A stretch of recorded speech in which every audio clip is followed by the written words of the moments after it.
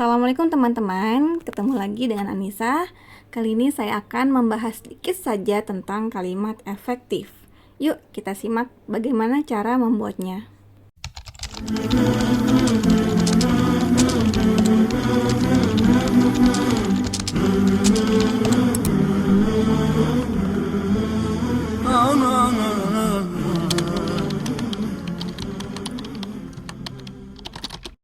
Teman-teman, menurut buku seri penyuluhan tahun 2019 dari Badan Bahasa, kalimat efektif adalah kalimat yang dapat mengungkapkan gagasan sesuai dengan yang diharapkan oleh si penulis. Artinya, pembaca bisa menangkap langsung maksud dari penulis dan bisa maksudnya tidak menyalahartikan apa yang ditulis oleh si penulis tersebut. Dengan demikian, kalimat efektif itu harus mampu menciptakan kesepamahaman antara penulis dan pembaca. Jadi saat pembaca menikmati tulisan tersebut tidak menimbulkan tanda tanya ini maksudnya apa sih gitu. Apalagi menimbulkan arti yang lain yang harusnya artinya positif, ternyata pembaca mengartikan negatif. Lalu gimana sih cara membuat kalimat efektif itu? Kita bahas pelan-pelan ya. Ciri-ciri kalimat efektif yang pertama adalah mengandung ketepatan atau tidak menimbulkan ketaksaan. Nah, ini penting banget karena banyak tulisan-tulisan yang bahkan dalam ragam cakapan maupun formal itu menimbulkan ketaksaan, menimbulkan multitafsir, sifatnya ambigu gitu loh. Kayak contoh nih ya, dialog sederhana gitu, misalkan kayak si A bilang di tempat kamu mati lampu nggak gitu kan. Iya, di tempat aku mati lampu, di tempat aku mati lampu. Iya, di sini juga mati gitu kan. Di sini aku juga mati gitu. Nah, itu kan ambigu banget ya nggak sih? Kayak yang seperti saya contohkan seperti ini, rumah istrinya yang baru sudah selesai direnovasi. Padahal kan ini bingung kan, ini rumahnya yang baru atau istrinya yang baru, ya nggak sih? Ambigu banget. Jadi kita susun lagi bagaimana membuat kalimat efektif, yaitu rumah baru milik istrinya sudah selesai direnovasi. Jadi kalimat yang tepat itu tidak menimbulkan multitafsir ya teman-teman, karena kalimat yang multitafsir pasti akan menimbulkan kecelakaan pikiran. Nah, ciri-ciri kalimat efektif yang kedua adalah kesejajaran bentuk atau memiliki bentuk yang paralel. Artinya kalau bentuk pertama menggunakan kata kerja, ya berarti selanjutnya harus menggunakan kata kerja.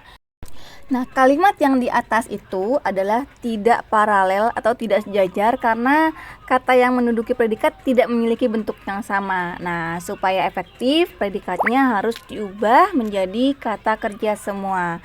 Jadi saya ubah menjadi Naila rajin mempelajari Al-Quran, kemudian mengamalkannya dalam kehidupan sehari-hari. Nah, dalam hal bentuk, kesejajaran terutama terletak pada penggunaan imbuhan. Sedangkan dalam hal struktur, kesejajaran terletak pada klausa-klausa yang menjadi pengisi dalam kalimat majemuk. Dalam hal ini, teman-teman harus paham standar SPOK kalimat ya. Jadi kalau teman-teman sudah paham tentang SPOK atau ditambah pelengkap atas sebuah kalimat, itu insya Allah gampang banget bikin kalimat efektif. Lain kali kita bahas tentang struktur kalimat, oke? Ciri-ciri kalimat efektif yang kedua adalah sifatnya lugas. Artinya kalimat tersebut harus jelas dan disampaikan dengan tidak berbelit-belit. Jadi kalimat tersebut harus berupa kalimat yang sederhana. Seperti ya ini, mau tidak mau dan kata harus. Mau tidak mau harus. Nah, itu termasuk kalimat tidak efektif. Contoh lain misalnya Budi memakan biskuit dan Budi meminum kopi. Nah, kalimat tersebut bukan kalimat yang lugas karena pada kalimat majemuk setara, jika subjek pertama dan subjek kedua itu sama, maka salah satunya harus dilesapkan. Jadi kalimat efektifnya adalah Budi memakan biskuit dan meminum kopi. Oke, ciri-ciri kalimat efektif yang ketiga adalah kejelasan. Nah, ketidakjelasan struktur kalimat yang mengakibatkan ketidakefektifan itu bisa disebabkan dengan konjungsi subordinatif yang berlebihan, sehingga klausa utama dalam kalimat tersebut nggak jelas, kayak mana anak kalimat, mana induk kalimat gitu, seperti yang terjadi pada kalimat menjemuk bertingkat. Nah, kalimat menjemuk bertingkat kerap menjadi rancu apabila terdapat dua kata hubung di dalamnya. Contoh yang di atas ini, pada kalimat pertama itu ada dua kesalahan, yaitu menggunakan double kata hubung, juga menggunakan kata hubung yang salah. Contoh, meskipun secara persentase terlihat kecil, namun kasus pembunuhan di negeri ini mencatat angka 1.000 orang per tahun.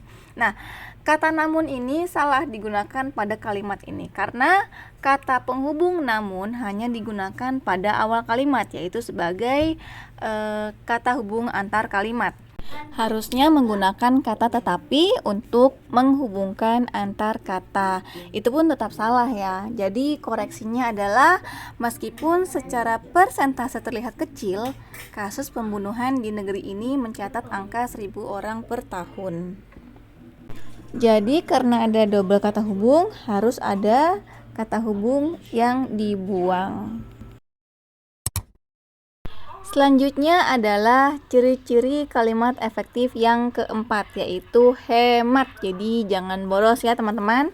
Nah, ini biasanya terjadi sama teman-teman yang nulis di platform untuk mengejar jumlah kata, ya nggak sih, ngaku kan?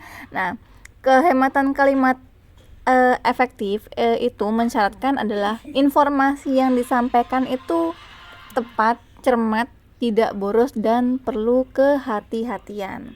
Jadi tidak ada kesinoniman dalam satu kalimat. Seperti tenggat waktu. Tenggat waktu itu juga tidak efektif karena tenggat sendiri artinya adalah batas waktu. Kalau misalkan ada waktunya lagi, itu menjadi tidak efektif. Lalu kita lihat contoh lain lagi, misalkan sejak dari pagi dia sudah berangkat bekerja. Sejak dan dari itu kan sama ya jika didampingkan dengan keterangan waktu seperti pagi. Harusnya kan sejak pagi atau dari pagi. Nah, itu sudah termasuk kalimat efektif. Kalau misalkan sejak dari pagi itu sudah tidak efektif. Oke teman-teman, itu tadi adalah ciri-ciri kalimat efektif dan sedikit contohnya. Maaf jika penjelasannya terlalu cepat. Teman-teman jika ada pertanyaan silakan tulis di komentar ya. Terima kasih yang sudah menyimak. Semoga teman-teman bisa menyunting naskah dengan baik. Sampai jumpa di bahasan selanjutnya. Assalamualaikum warahmatullahi wabarakatuh.